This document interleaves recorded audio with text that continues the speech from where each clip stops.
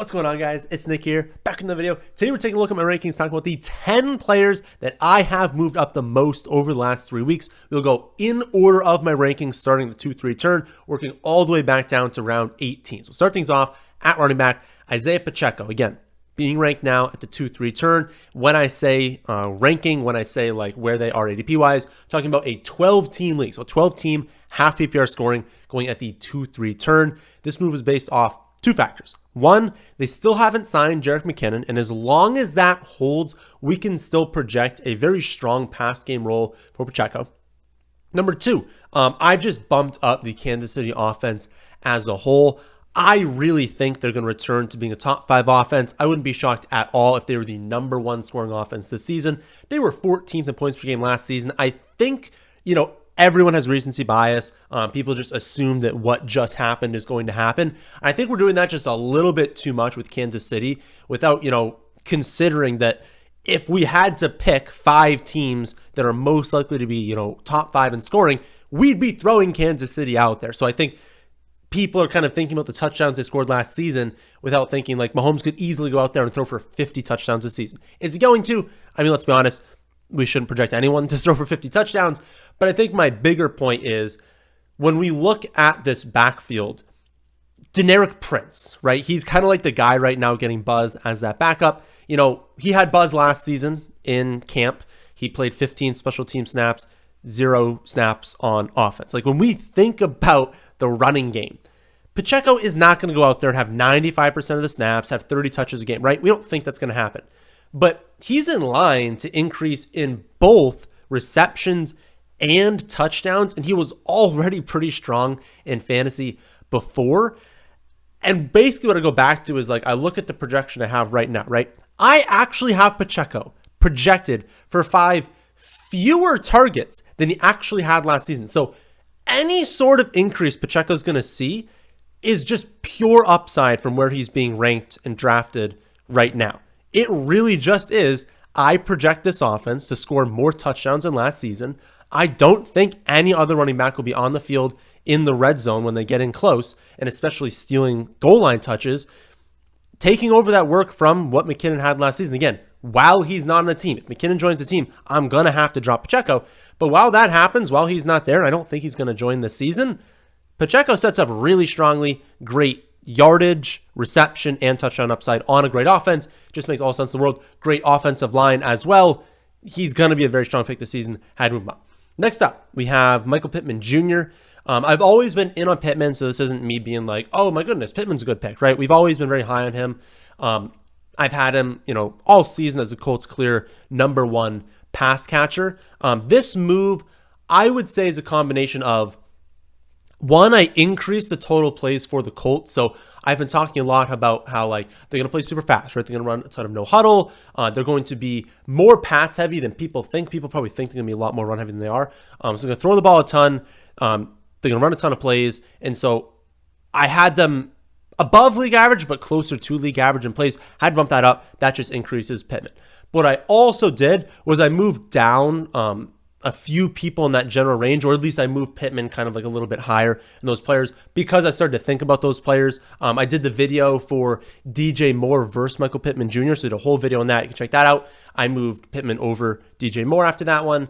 I also moved him over Malik Neighbors just because, again, I feel so strongly about the Colts, so strongly about Pittman.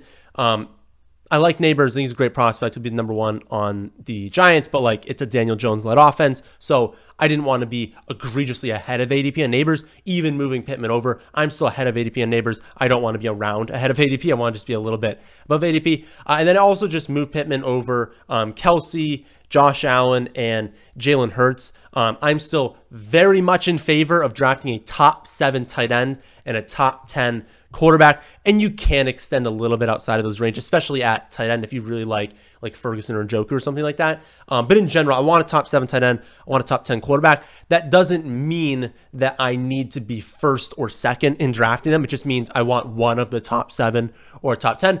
And there's just a tier of running backs and wide receiver that I just prefer drafting before we do get to the tight ends and quarterbacks. And I do think Pittman deserves to be in that tier. And so again, bumped him up a few spots. Third player bumped up is Christian Kirk. Now have him as a mid 5th round pick. ADP is early 6th round to 603 in 12-team leagues. I wouldn't say I'm super confident that Kirk is going to have some amazing season. And I definitely don't end up with Kirk as much, but I was basically ending up with 0%. Like I looked at my teams. I posted on X that I'd done 100 drafts so far. I think I'm up to 105 now. I literally only drafted Christian Kirk on one of those 100. So I'm at 1% exposure to Christian Kirk. That needs to be a little bit higher because like, I don't think Kirk is bad. I think he's a good player. And I kind of started to think about this offense, and it's like, given the reports right now, right? The reports right now are that Brian Thomas Jr. is a great talent. He has highlight plays in practice, but he's not separating himself from Gabe Davis. If anything, right now, Gabe Davis is playing ahead of Brian Thomas Jr. And again, that's not to say he's a bad prospect, awful camp, like he's not going to pass him in the season. Like Brian Thomas Jr. is going to play ahead of Gabe Davis this season. But the fact that he hasn't done that yet, I think is just opening up a path to like maybe it just takes a little bit more time for Brian Thomas Jr. to get going. It's not a concern long-term for him, but maybe with the first half of the season, we just kind of get a situation where Christian Kirk is just their go-to. It's Christian Kirk, it's Evan Ingram in this passing offense that they're hyper-focusing on because we know that Gabe isn't that good, right? And so if Brian Thomas Jr. is not separating from Gabe all that much, and we know Gabe's not that amazing, it doesn't say very good things with the early season prospects for Brian Thomas Jr. And again, if both of those two were just kind of mediocre to start the season, what if they hyper-focus on Christian Kirk? And he is racking up, 7-8 receptions in games early in the season. I just felt like he warrants more than 1% exposure. And if I'm getting 1% exposure, it means that other people using the rankings are also just really not getting to Christian Kirk. So I wanted to just get him a little bit closer to ADP. I think I'm like exactly at ADP now on Underdog, and I'm a little bit ahead of ADP on Redraft just because I really like that general range for wide receiver. So I'm ahead of ADP on a lot of the wide receivers in that range. But yeah, we just basically, I moved him up to a spot where you can definitely now get him, especially if he drops. Not a player to reach on, but I really didn't want to be behind because I really think there's a lot of outcomes where Christian Kirk has a very strong season this year. Also moved up Rashee Rice. Now have him at the 5-6 turn, 12-team half PPR. Industry average ADP is closer to the 7-8 turn. So again, if you're at that last pick in round 5, if you're in the mid-5th and you want to reach on him, it's like understand that if his ADP is a 7-8 turn, you do still want to draft him much closer to that ADP, right? And if anything, if you got him behind ADP, that's a phenomenal pick. Less good, if you're drafting him ahead of my ranking, which is way ahead of average draft position. But I had to move him up because, like, honestly, I'll show the graphic on the screen somewhere.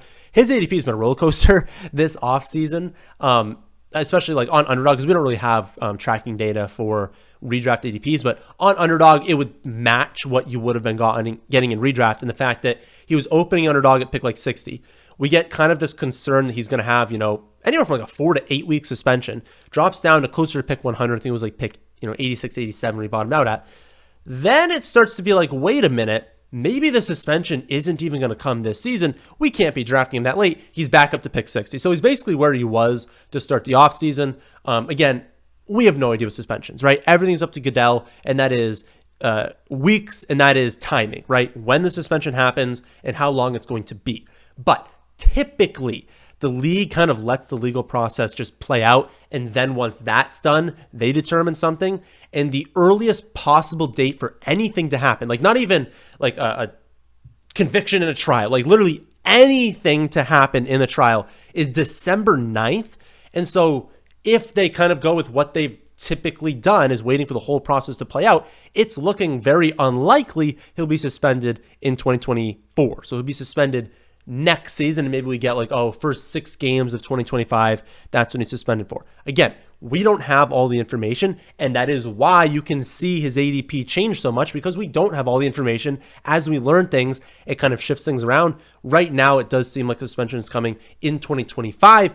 That's what I'm assuming with the new rankings. Not that it's a lock, but I'm assuming maybe like an 80% chance, maybe like 75, 80% chance suspension happens next season, 20, 25% chance it happens this season. So factoring it in a little bit, and if we got news, which we won't ever get, but if we got news that it's guaranteed to happen next season, I'd move them up a little bit more. But at this point, I'm just saying it's probably happening next year.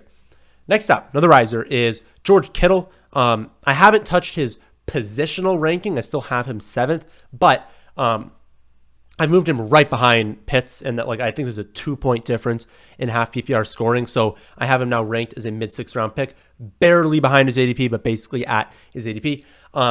And to be clear, this is not because of the chance that Ayuk leaves. Like, that's obviously factored in, but like if Ayuk were to get traded away or something like that, Kittle would go way higher than right now. So I'm not moving him up just because of that.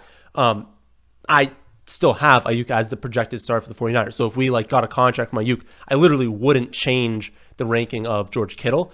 It's really just that I was too low before. I was kind of unfairly putting him into a bucket of boom bust, when in reality, every single tight end should be in that same bucket. Like, all tight ends are boom bust. Realistically, Kittle, I don't want to use the word consistent, because again, all tight ends are inconsistent boom bust players. But over the last 2 years, only Travis Kelce has scored 10 half PPR points or higher at a higher rate than George Kittle. So 50% of the time it is George Kittle gets below 10 half PPR points. 50% of the time it's above. So he's scoring single digit half PPR points half the time. But every single other tight end is below 50% of the time they're scoring more. So at least 50% of the time they're scoring less than 10 half PPR points. And the vast majority of players, this is happening, tight ends, this is happening, 60, 70% of the time they're scoring single digit fantasy points. So you just got to understand that's the reality of the tight end position. And so it's kind of just unfair to throw them into boom bust. And the ceiling is there. No tight end has scored 17 or more half PPR points at a higher rate than George Kittle over the last 2 seasons. Since 2018, he's been a tight end 3, 2, 3, 4, 2, and 5 in half PPR points per game. So getting him as a tight end 7 is a really nice value. Also on that note, again, to have him at 7 and you're like, well, then why do you have him so low? It's just a great year for tight end. And again, that's why I want a top 7 tight end this season. It's probably the best year we've seen in a very long time at tight end at the high end, but that doesn't mean George Kittle's a bad pick. So he's a great pick if you can get him as tight end 7. Another riser in the rankings is Calvin Ridley. I have him now as a late 6th round pick, just a hair ahead of his ADP. This move was just me being too low on the Titans' passing attack. I'm not saying they'll be efficient, because they are probably not going to be, but I was projecting them to be far less pass heavy than I should have. Not only do they now have Brian Callahan as their new head coach, he was offense coordinator for the Bengals for the last 5 years, but they also have Nick Holtz as their offensive coordinator. He was the passing game coordinator for the Jaguars last season. They were top 10 in pass rate. So we've got a move from head coach offense coordinator being super just like slow and run heavy to now a head coach offense coordinator that are going to be playing faster and be pass heavy. You add in, they have the 6th hardest schedule in the NFL this season. You add in a win total of 6.5, one of the lowest totals we'll see all season. So they have a hard schedule. They'll be behind in games. So if they're already in situation neutral rates, going to be throwing at an elevated rate. Well, now when we get into a negative game script, when they have to pass the ball in general anyways, they're going to be even more pass heavy. So a very high passing projection for this team. Again, not going to be an efficient offense, but they have a chance to finish top 5 in pass attempts. I was not factoring that in enough, so I had to move that up in the projection, which increased Calvin Ridley, because I do think he's their number 1 wide receiver this season. Next up, Curtis Samuel. I've moved Samuel up to the 8-9 turn. He goes in the early 11th round in redraft, so a fantastic opportunity if you can get him that late. We still really have no idea exactly how this target share is going to look for Buffalo, but Samuel has been fantastic to open camp. They're moving him all around, including at running back. Like, he's going to get carries. He'll get targets out of the backfield. He'll be lined up in the slot out wide. Like, they will just move him around the formation. We love when teams move their best players around the formation. Seems like he's the most likely player to target Dalton Kincaid as the top target in the passing offense. Again, we don't know what's going to happen. There are a lot of different players that could lead this team in targets. Right now, my opinion is Kincaid, then Curtis Samuel, then Keon Coleman as like order of likelihood to lead in targets. But again, Curtis Samuel, if he's going to be targeted this much, also he's going to be really efficient. Like, the catch rate's going to be high. He's going to get carries. He's likely going to score a decent amount of touchdowns, because he's going to be a weapon they move around in the red zone as well. It's still like, if he's the person they use and they scheme usage to in like this like short and intermediate area of the field, when they get into the red zone, those are the type of players that they are going to scheme touchdowns to. I still think they're going to use Kincaid and use Keon Coleman, But we really do need to remember, and I've said this like 100 times this offseason, how many available targets there are on this offense. 317 targets are available from last season. 283 of those are available for leftover wide receivers that have left the team. And so, yeah, Kincaid's going to get more. Keon Coleman's going to do good in his rookie season. He's probably going to have a strong season.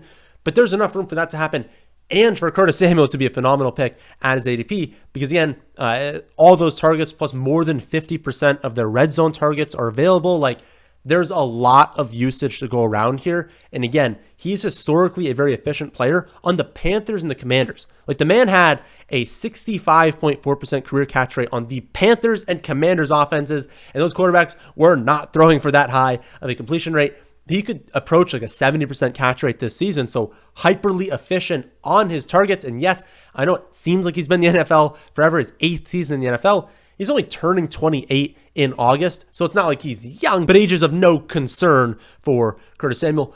Probably not a league winner. I don't think he's going to be someone that finishes like as a wide receiver one this season, but that doesn't mean, at an 11th round ADP, he can't be someone that you consistently trust in the flex, and that still has plenty of value. Again, you're not going to hit on a league winner in every pick. We want to be targeting league winners, but you have what? Depending on how many bench spots you have, anywhere from like 15 to 18 picks to make in a draft. You can afford to make some where you think they're just going to really outperform their ADP, even if it doesn't be a wide receiver one. If he's a low-end wide receiver 2 and 11th round ADP, that is still a great pick, and that will increase your playoff percentage. Another player I moved up in the last few weeks is Josh Downs. Now, when I posted the graphics of my exposures through those first 100 drafts, right? So I showed the percentage that I had of quarterback, running back, tight end, wide receiver, all that stuff. A lot of people saw A.D. Mitchell near the top at wide receiver. I was taking him a lot, especially like a few weeks ago, because again, I love the Colts. I draft Anthony Richardson a lot, and so I want to stack him with Richardson, just betting on, okay, if the Colts offense is good as I think, I want to hit on 2 picks here. But also just, I want pieces of this offense. So even on teams where I didn't draft Anthony Richardson, I was like, well, I want exposure to the Colts. Let me grab A.D. Mitchell. And so I would get to Mitchell's range. There wouldn't really be any running backs I wanted. I already have quarterback. Many times I have tight end. And so I'm just basically looking at wide receiver being like, give me the top guy. And Mitchell just basically was by default the top guy. Recently, I've moved Josh Downs over A.D. Mitchell in the rankings though. And I've started to draft a ton of Josh Downs and way less A.D. Mitchell. Downs has been fantastic in camp so far. And I'm honestly like sad with how much I overlooked his rookie season. Because like he was a player that we loved. I talked up Josh Downs a lot last season. And maybe if you look at the end of season numbers, they're not incredible. But like my model comps him to Emmanuel Sanders. Then he goes out there and he catches 68 balls for 771 yards while playing through a knee injury with backup quarterback play. Like that's a really strong rookie season. And if you look at his stats leading up to the knee injury, he was on pace for 85 receptions and over 1,000 yards. Like he was great. Then he had a knee injury, was still good. Now he's crushing camp in year 2. Like, I don't know. As a prospect I liked, I think I was just too off him this offseason. He's a player I like. I need to be on him. Again, the Colts are going to be, one of the fastest teams in the league. They're going to run a ton of plays. They're going to lean pass heavy no matter what you think. Seeing Jonathan Taylor, seeing Anthony Richardson, they're going to lean pass heavy. And so my guess is now, after like looking through things, I think if his ADP holds, he'll be one of my 5 most rostered wide receivers. I think we've probably reached a point in the offseason. Like I still have a ton of Josh Downs. It's not like I wasn't drafting him before. We've probably reached a point where, again, I'm 100 drafts in. I'm not going to have like 1,000 drafts this season. I'm probably going to try and aim for like 200 to 250. I do think he's going to enter the top 5. It's just if I only have him on like 10% of my teams right now, I still do need to draft a lot of him moving forward. And I do think he's a player that is going to gain a little bit of steam in the industry. I think he's someone that, people are going to see highlight clips of. People are going to start to fall in love with this Colts offense. And by default, they're also going to fall in love with Josh Downs. But hey, video goes out in like a second. That means I still have over a month until week 1. We still have plenty of time to correct course to draft more Josh Downs. And if you want to get on the action, you want to draft him before his ADP rises, which again, it most certainly will. Sign up for your first Underdog account today using promo code FFA. if you do that, you'll be able to join drafts instantly for as low as $3. But also, again, using promo code FFA, they will not only give you a 50% deposit bonus up to $250, but the following morning, you're going to get an email with access to my rankings for free. You're going to get my Underdog rankings, my Redraft rankings, my custom rankings where you could put in your exact scoring format, cross off players, all that sort of thing during your draft. You can get my detailed projections on every single player. Again, all completely free. Best deal in the industry. It won't even cost you anything either because you can just use your deposit plus your bonus to just draft some fantasy football teams, which I know a lot of you are definitely itching to do right now. All right, 2 more late round risers. So I wanted to go into like the later rounds for this one, talk about players who I had ranked very, very low that are now in discussion and players I'm drafting heavily in the final 2 rounds. First up, DJ Chark. He's been crushing camp. Quentin Johnston has just looked like trash. He is going to be a massive bust. I've given up on Quentin Johnston. He is tanked in the rankings. If you use the rankings, you will not draft Quentin Johnston. You really haven't all offseason, but you definitely will not. Now, even on Underdog, where it's like 18 picks, heavy wide receiver, no defense, no kicker, you still will not end up with Quentin Johnston. Chark's in line to start this season. And so I've been taking a ton of him in round 18 on Underdog. If I'm taking him in 18 Underdog, he is not going in the top 20 rounds of redraft league. So realistically, if you're in like a 15 round redraft league, you probably don't need to go to DJ Chark, but certainly a name to keep in mind because like his ADP could really rise. If he's going to have this connection, be on the field all the time with Justin Herbert, and DJ Chark is someone who's been productive in the past, is a great deep threat. He's not a lock to produce, but I can promise you, like, he's going to pay off his ADP going outside the top 105 wide receivers right now. Then finally, Audric Estime. We've heard basically nothing about Blake Watson, so that dream might be a little bit dead. But it basically seems like Javonte Williams, Audric Estime are set up to split the early down work for the Broncos, with McLaughlin more mixing in on passing downs. Still an outside chance, though, that like Sean Payton's just like blowing steam right now, and he's just being like, oh yeah, you know, Javonte Williams is really good, giving me all these reps, going to use him in the preseason, and then hope he does well in the preseason so we can trade him away. Like, that could easily be something. Maybe he does like him a little bit more, but I think that path exists, and if that were to happen, you'd have Estime where he should be going would be like the 8th round or something like that. Like, he would skyrocket up boards. I just think people aren't drafting him because they're kind of assuming that Javonte Williams is going to be the guy. And again, Javonte Williams could absolutely be the number 1 running back in this team this season, but Estime is going to have a role. Sean Payton drafted him. Sean Payton likes him. Like, he's going to have a role in early downs. That doesn't mean he's going to be an amazing running back, but one injury, one trade, and this kid gains a ton of value. Like, those are the picks you make in round 18 on Underdog. Also, my model liked him even without any sort of pass catching background. My model projected him in like terms of like how successful they'll be in fantasy over the first 3 seasons between Blake Corum and Jalen Wright. So it liked him a lot, even with limited passing work. So again, given how prolific Sean Payton running back rooms are in fantasy, we want to hit on this backfield. Estime being as cheap as he is, the cheapest starter on the team, I don't know. I think he's an amazing last round pick in honestly both Underdog and Redraft. So let me know what you think of my risers. Let me know of any players you think I should be higher on as well in the comment section down below. And remember the Underdog deal. Drafting is the most fun part of fantasy, not deciding each week between 2 wide receivers who are projected for 11.1 and 11.2 points and trying to figure out which one you should start.